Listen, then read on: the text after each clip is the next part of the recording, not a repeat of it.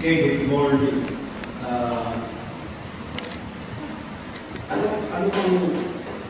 Ano pang i-preach mo ngayon?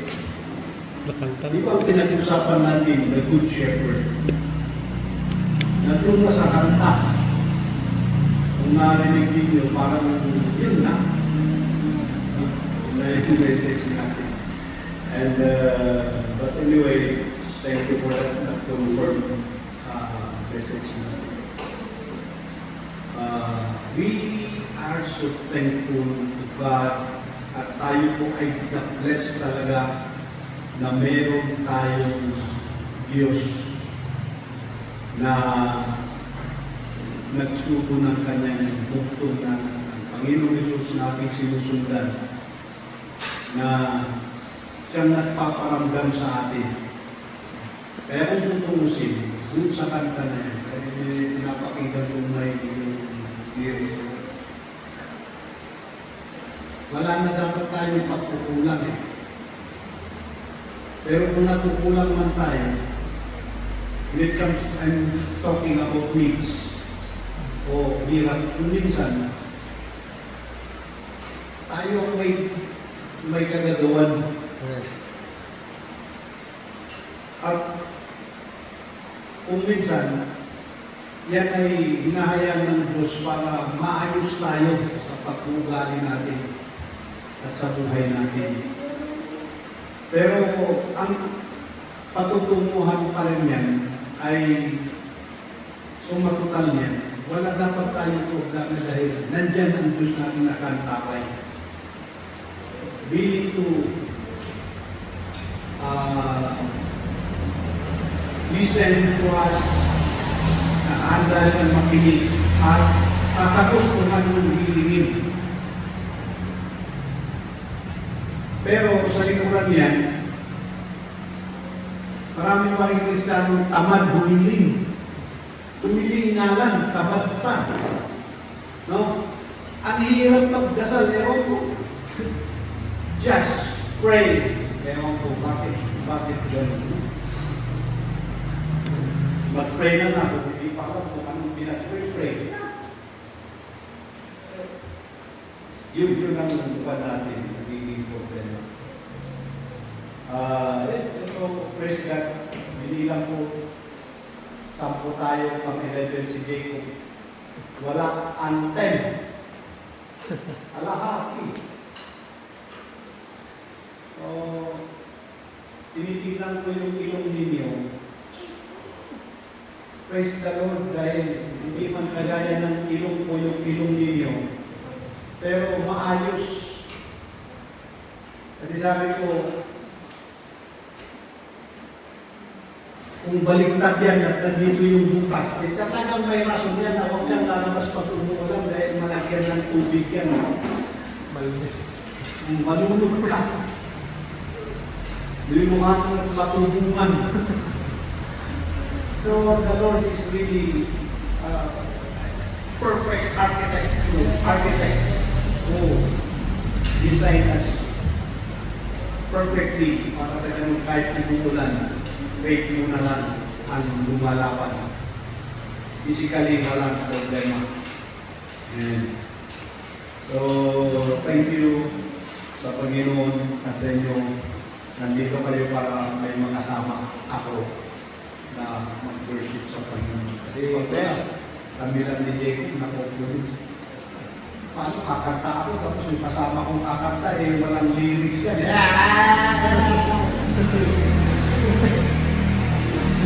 Nag-worship yan, wordless, pero soundful.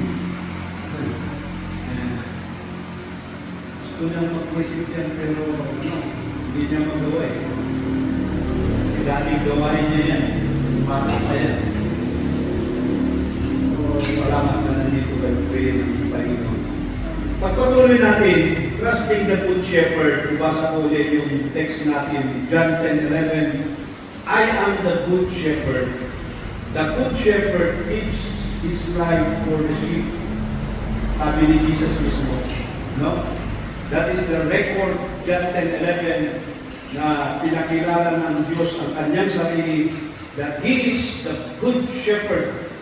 Siya yung mabuti, mabait na pastor. Yan. Kaya kung ako lang, studying the word pastor, sabi ko hindi ako karapat-dapat. Kaya sabi ko, pag tinatawag niyo akong pastor, nagpapasalamat ako. Pero mabigat yan, natawag niyo sa akin. Dahil hindi madaling magpasto, mag-represent ng isang good pastor. No? Hindi ako karapat-dapat na maging pastor. Kaya kung maganda na lang sana sa akin ko noon, gawin ko na lang. Sabi ko, kuya, tito, lolo, uncle, brother. Mas maganda yun. Hindi na pastor. Yung iba, kung yung iba ay gutom na matawag na pastor, ako natatakot. At yung iba lalo na yung reverend. Reverend. Nanginginig ako dun sa reverend. That reverend, wala sa Bible yan na-address. Wala na-address sa Bible na reverend. I tingnan nyo, that word reverend cannot be found in the Bible.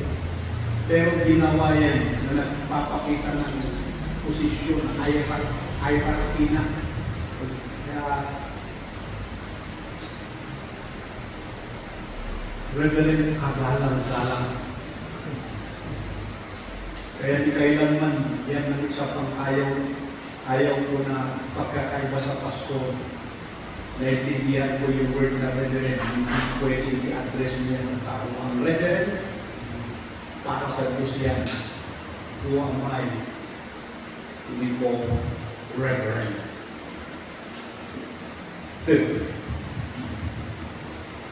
Okay. Sa pastor pa lang sabi natin, good shepherd. Parang mas maganda na sabihin mo na sana, I am a shepherd. Yan, di ba? Ito mabigat to kasi may adjective. I am a good shepherd. Yun ang mabigat yung good na nilagay. And Jesus deserved. Siya talaga ay good.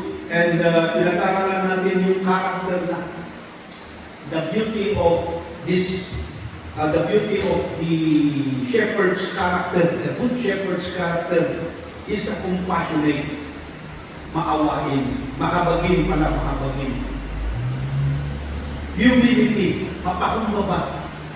Wala nang ibang example pa ng pinakamapakumbaba kundi yung ginawa ni Jesus, Philippians chapter 2:14. At kung, o yung chapter na lang, book chapter, nasabi niya doon, verse 5, let this mind be in you which was also in Christ Jesus, who being in the form of God, though it not robbery to be equal with God, but He took upon Him the form of a servant, and found in the likeness, in the fashion of man.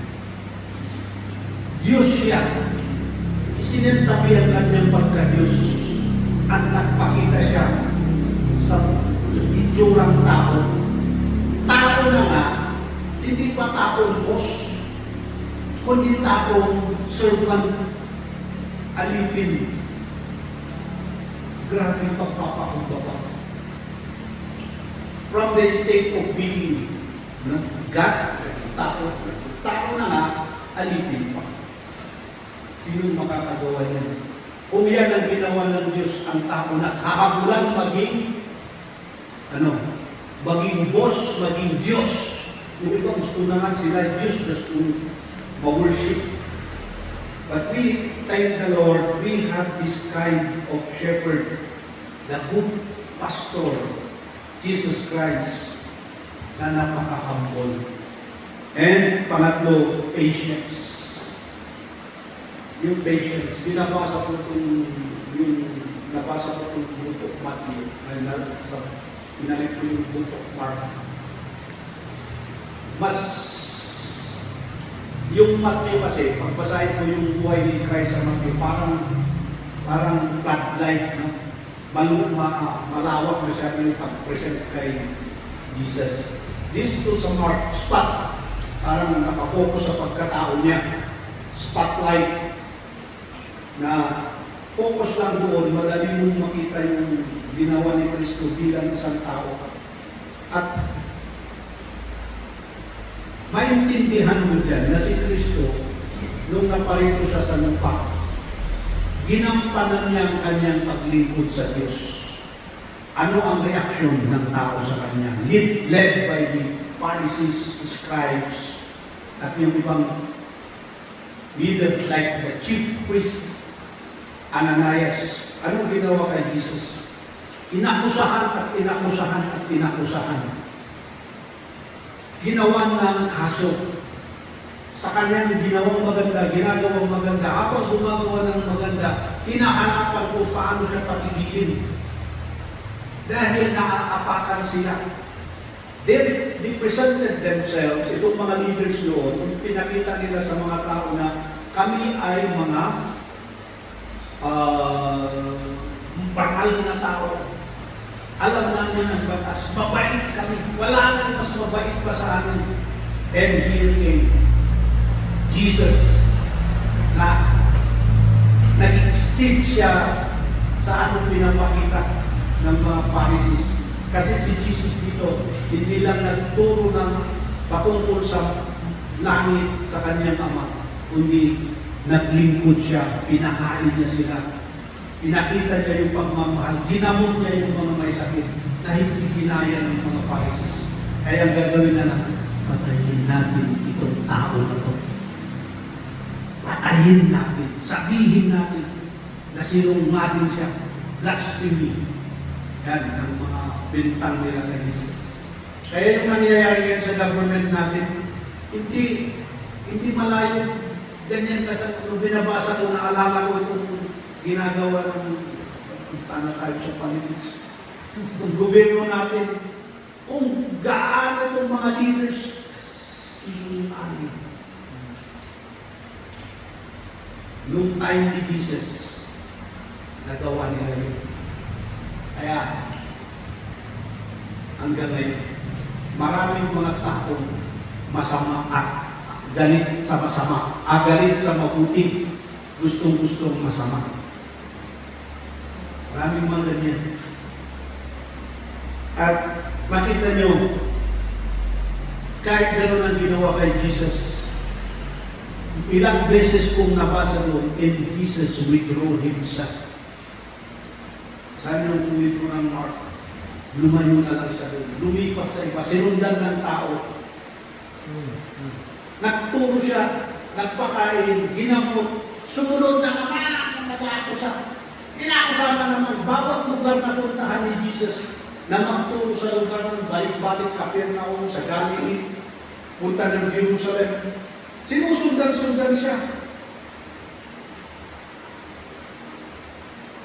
Nakakita na.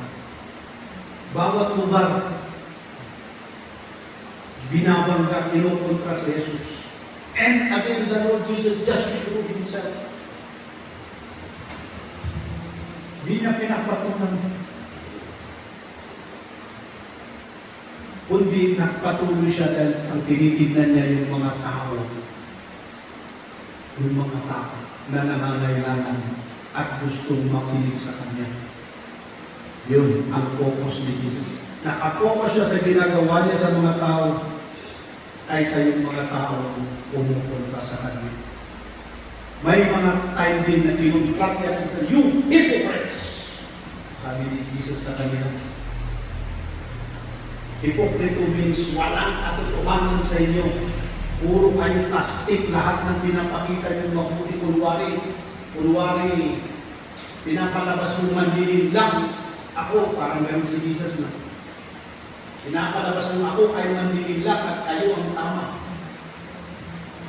But the truth, ang katotohanan kayo ang hipokrito. May ebidensya ako sa ginagawa ko. Ay hindi nila kinaya yung doktrina sa amin. They cannot withstand. Hindi kayang tumalik sa mga turo ni Jesus. The good shepherd who is very patient in dealing itong mga tao. Nakalimutan ko dalhin yung Bible ko kanina, pero yung kumakit ako nakalimutan. Nandun yung pinapahan ko na sabi, and Jesus marveled on their unbelief. kalimutan kong verse yun. Hindi ako magkamali na sa chapter 6 siguro yun. Nagulat ang Diyos sa kanilang unbelief. Sa ginagawa ni Jesus, napagpapatunay na He is the Christ. He was the Christ. Sa kanyang mga ginagawa, marami pa rin hindi naniniwala. Kaya sabi niya, nagulat siya, bakit ganun katigas? Remember that time that Jesus came as human. Yung tigas mo. Turo ka ng turo. Pakita ka ng maayos. You set yourself by the grace of God as an example para maging itigon ng tatagong makmapot ang taguan ng may pagpatibong niya ng ugalin ako Diyos. Ugalin Jesus. Hinihiling mo yung tulong ng Diyos na magawa mo yung ugali ng Kristo. Pero, ang resulta, inaakusan ka, kulwari lang yan, pinagpupunta ka, binabantayan nilang magkamali ka. Yan ang buhay natin. Kasi pag nakita ka nilang maayos kang tao, pag-isip, maayos kang kumilos, yung ginagawa mo, yung mga naaapakan mo, yung mga naliksikan mo, nakabantayan, titignan nila kung pagkamali ka para pag nagkamali ka, doon ka nila sasabihin, patino na, anhina eman niya. Ganun. Pero yan ang nakaranasan ng ating good shepherd. Pero pasensyosos. Amen. Kaya hanggang ngayon, no wonder na kahit tayo ay nagkakatmali sa ating buhay bilang Kristiyano, anong nararanasan natin? Yung napakagandang ugali ng Diyos, yung patience niya sa atin. Lord, tatanggal na ako. Siguro kung maging maayos na ako, maging ganito na ako. Eto, tumanda na ako, but I'm still struggling. Still struggling. Marami pa akong gustong gawin. Hindi yung mahirap kong magawa. Nanong kabataan mong naglilipot na pastor, mix yung takbo ng ministry, family, needs, ganyan. Sumisingit-singit pa dyan yung glory. Okay. Kailangan mo maging ng pastor. Maging sikat. Hindi pa sikatan ang pagpapastor. Trabaho lang. Paglilingkod lang. Kaya ko, marami ito, nasanay na rin akong takwisin. Ako pa naman, kami ng sa ito. Sabi ko kung glory to God. Ang Diyos yan. Mas kilala ko ang sarili ko, hindi ko nagagawa yan yung dahil sa Diyos. Ganun. Kaya, napaka-pasensyoso ng Diyos sa atin. Inayos niya tayo. Amen. At binubuhay niya tayo. Amen. At nabubuhay tayo, hindi lang physical, spiritual pa. Utak natin maayos mag-isip. At kumakain tayo, may merienda pa. Kung hindi man tayo kakain, optional na yan. Lalo si Sister Libby. Diet yan ng diet. Nasa kanya na yan. Optional na yan, hindi kakain. Pero hindi tayo kumain dahil pinabayaan tayo ng Diyos. No? Hindi nangyari yan sa buhay. Patience. Your mercy. Next, yung mercy ng Diyos. Matthew 11:29, I am gentle and humble in heart. Sabi niya, yung humble lang ang nasabi niyang heart. Hindi yung ugali ko, yung puso niya, ang puso niya yung mapakumbaba. Kaya nandyan lahat yung pagiging itsura ni Jesus sa atin. grabe yung klaseng puso. Alam niyo yung word na mercy. Ito para maintindihan. Ano ba yung mercy? Ano ba application para maintindihan? Alam niyo ang case natin. Nung nagkasala si Adan at Eve, di ba? Yung kasalanan nila, according to Romans 5:12, sabi niya, na ipasa sa atin yung kasalanan. At yung kasalanan na naipasa natin sa atin, kung ano ang consequence niyan, kina Adan, dapat para sa atin din. At malinaw na yung kasalanan na yun, ang consequence, impierno. Kaya dapat pa impierno tayo lahat. Wala tayong pag-asa sa langit. No, we don't have that. Pero alam mo yung gumana dito? The mercy of God. Ang mercy ay nagsasabing, wag na. Parusahan ka sana, wag na. Bakit? Naawa. Naawa ang Diyos. Amen. Grabe. Hindi mo pala talaga dapat tayo. But because of the mercy of God,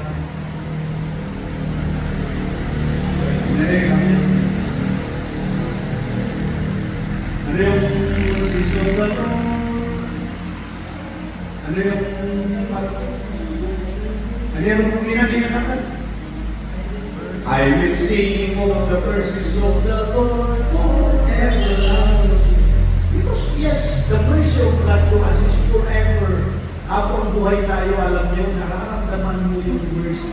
Tayo mo'y lumulutang sa mercy of God.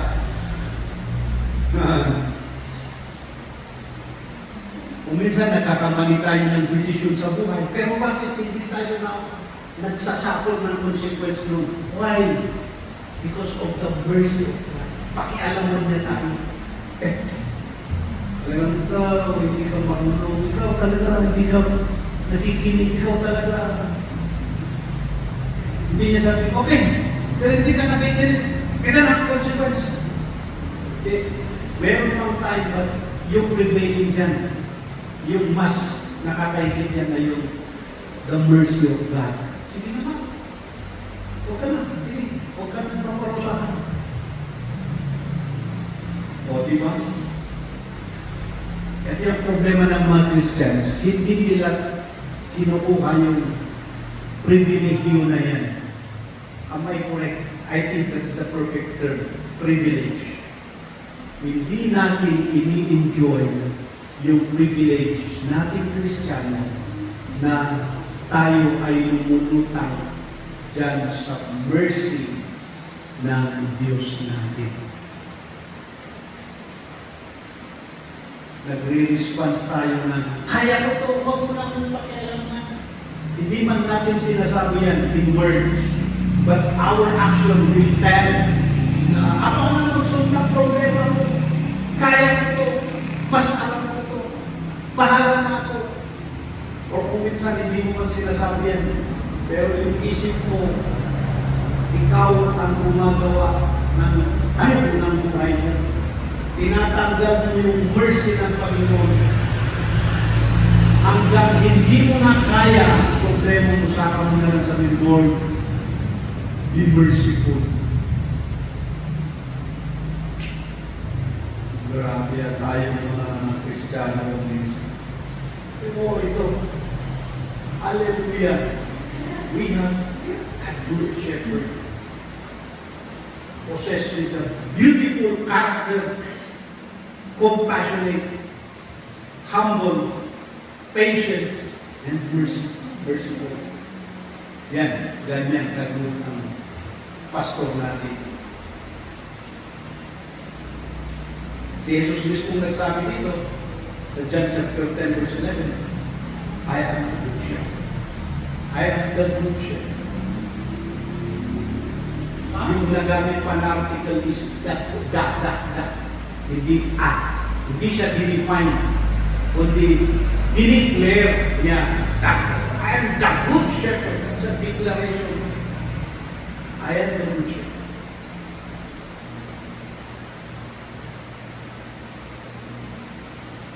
Nasabi ko, dito nyo maintindihan na ang bigat maging pastor. Meron ba akong patience ni Jesus? Minsan nagre-reklamo din ako. Sa dulo. Buti na lang, natuto ako na imbis na magreklamo kayo, panalangin mo na, just pray. Sabi ko, panalangin ko may pagkahal na. Ganyan.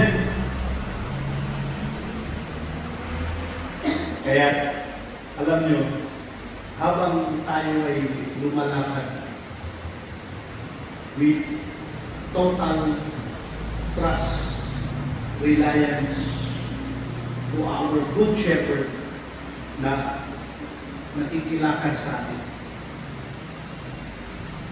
Ma-experience natin yung kanyang care sa atin, yung kanyang ibig, at lalo tayong lumalakas ang pagtitiwala natin sa Kanya.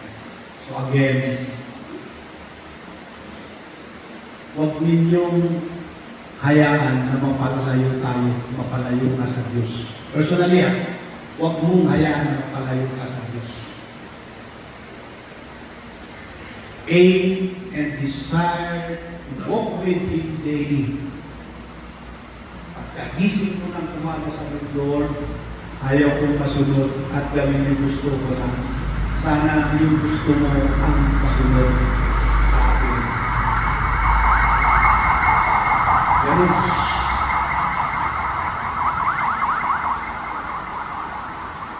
Sana yan, maramdaman niya yung pagiging meron good shepherd sa kanya. Sipin mo kung ikaw yung nakasakay mo. Sandi-sandi dapat na nandito ka. Grabe yung care ng Diyos sa atin. Sige nga, isipin mo. I'll give you just few seconds. Mag-isip ka. Deserve mo ba na ganito ka ngayon, na nandito kang nakaupo ngayon? Deserve mo ba yan? We don't deserve. Thank God. Kaya let's continue to walk with God, with Him daily. Amen? Amen. Second, na gusto natin natapusin kung ulit dito sa second, sa susunod yung third, we'll see again the beauty of His care. The beauty of Jesus' care to us. Sabi niya, I am the good shepherd. And what is this good shepherd? He laid down his life for his sheep. Hindi wala to sa tama, no? Wala sa ayos itong verse na ito. Di ba? Sabi niya, I am the good shepherd. A good shepherd will lay down his life for the sheep. No, you good shepherd, let your sheep lay down their lives for you. Yun ang dapat. Kasi party-party yung pinay sheep. Sabaw. Pero kakaiba ito. Kaya nag-good siya. Kasi yung care niya sa sheep, binigyan na ng halaga. Yung sheep. Binigyan niya ng halaga. Indat na ilang taon ng importansya ng ador na. Jesus came here on earth not to enjoy the world. Pero pumunta siya dito para ibigay niya ang kanyang buhay para sa mundo. Saan ka pa makakita ng ganyan na shepherd?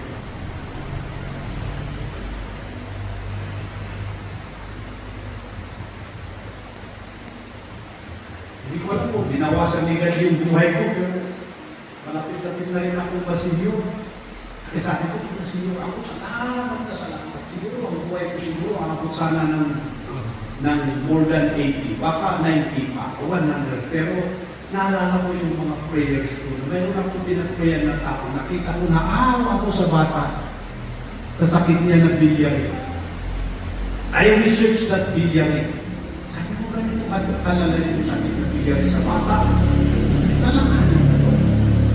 Sabi ko, Lord. Kasi, dinidisciple ko yung tatay niya. Naging pastor na siya doon. Dahil sa kanyang tatay, na first convert ko nung pagpunta ko sa lugar niya, Isabela. Napamahal ako sa kanila sa pagmamahal ko sa Diyos. At sabi ko, Lord, maawa ka sa batang ito. Kung maaari, Lord, ilan ba ang binigay mong buhay ko sa lupa? Bawasan mo, ibigay mo sa batang ito para mabuhay itong bata. At makita niya kung gaano kaganda ang Diyos sa kanya at ang pamilya.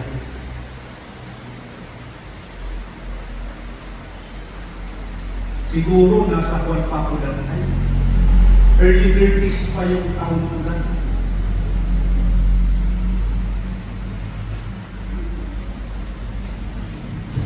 Pumunta ako dito sa Ifugao. Nalaman ko yung sakit ng isang kapatid natin. Sila ang pinakaunang nag-host para mabuo ang church dito. Nalaman ko yung sakit niya. Sinabi ko, meron na siyang sakit na stage 2 damage doon sa kidney. Sabi ko, ang bata, yung bata nila, kung saan dilig yung mga anak. Naawa ako ulit. Pero kung tutusin mo, wala naman akong ganun na awa. Pakialam ko sa iyo, dapat ganun ako eh. But because, I learned, sabi ko, Lord, ilan pa bang natirang buhay ko? Kung asan mo, Lord, bigay mo dito, kawawa naman ng mga bata. Para hindi mag-progress yung stage 2 niya. At ma-dialysis at baka, alam mo, dialysis sa pagkakaalam ko, mahaba na daw yung 15 years na buhay ng dialysis. Kung hindi gumaling sa loob ng 5 years ng nagda-dialysis. Sabi ko, Lord, hindi mo, pawasan mo, di ba niya ako? And I praise God, 8 years na namin dito, stage 2 pa rin. O di, ilan na ang taon niya? Mid-40s na sila. Mid-40s na. Sabi ko, Lord, ilan bang binalas mo? Ilang taon na yung unang lalaki na pinag-prayer ko sa kawayan? Ipapiklas mo sa buhay ko, mahaba pala ang buhay ko sana. I am so thankful na ang Diyos natin ganyan ka-caring. Kaya yan ang mga influence. Bakit ako nakapagdasal ka ng ganyan? Dahil sa ugali ng Good Shepherd na yun.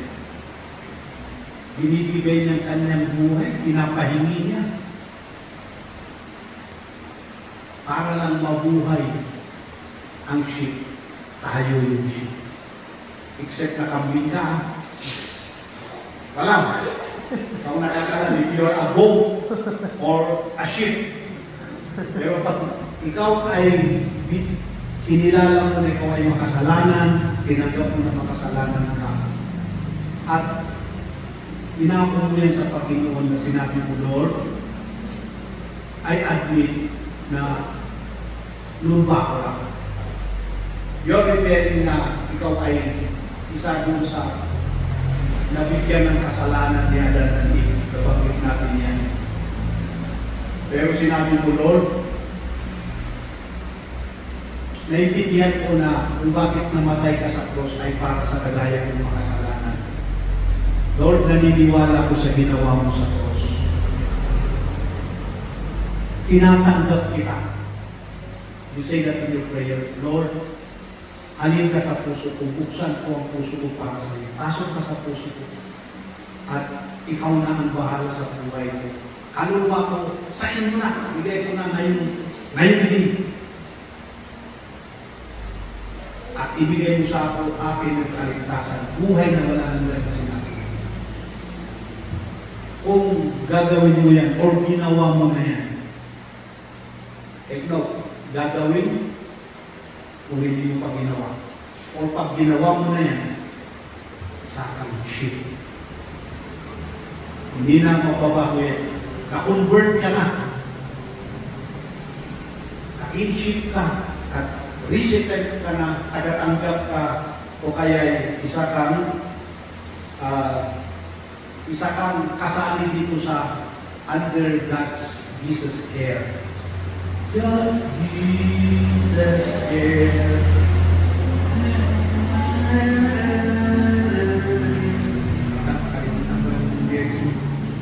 Ang sarap mabuhay under Jesus care. His care is personal. Personal. Opo. Dinidil ka niya araw-araw. Dinidil niya tayo. Because we are His sheep.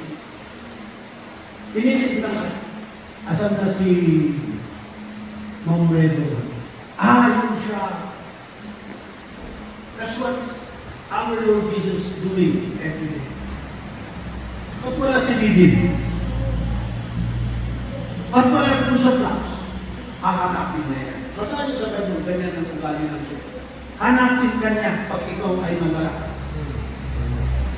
At pag nakita ka niya, kukunin siya na. Buhatin ka mo niya, hindi ka niya pakupang-kurang.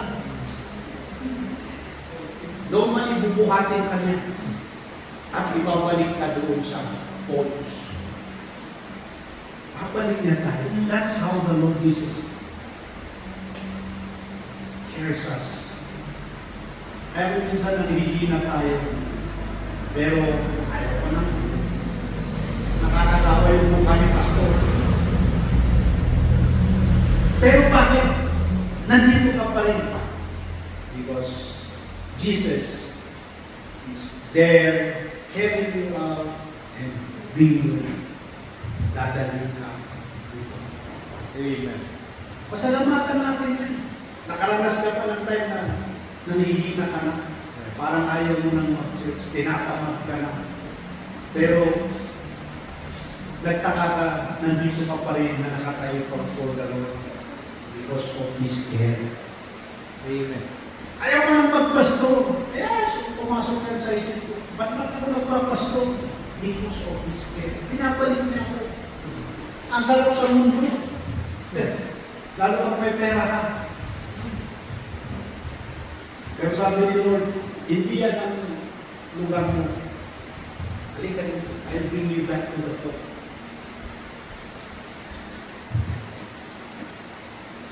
Kaya, Jesus, our good shepherd, pastor, is carrying us personally.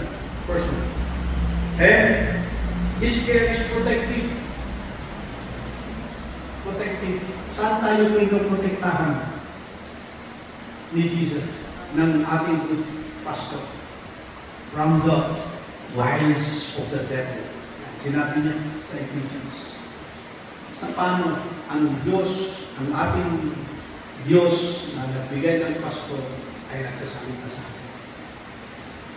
Ito sa messages, kung minsan bigla na lang nagpapap sa isip mo na nagsasalita siya sa iyo, huwag mo gawin yan. Punta ka mag-church, mag-pray ka kasi kailangan mo yan. Sabihin mo kung anong gusto mo sabihin. Kasi nandiyan yung diablo, sinubog niya yung mga demonyo. The angels, yung mga angel ni Satan, ay yung mga demonyo. Pupunta sila sa iyo. Magkandabitin sila sa mata mo. Para imbis na mag-pray ka, matulog ka na lang. Papatulogin ka yan, mga demonyo. Dito, ang dami ang demonyo dito.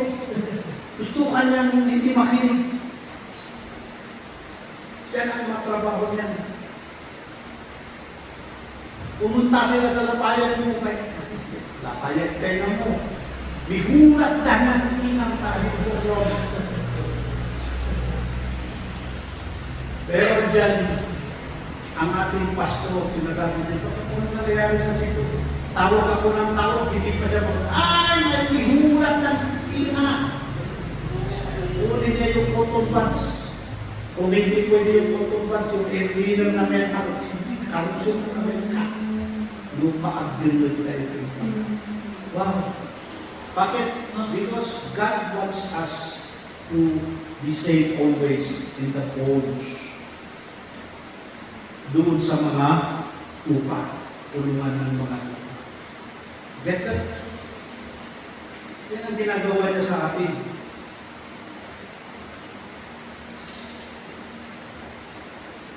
And hindi lang to protect us, lastly, yung kanyang care sa atin ay hindi nagbabago. Again, ipasok natin ulit yan yung salitang patience pa rin. Ang patience kasi ay di kailanman hindi nagbabago yan. Parang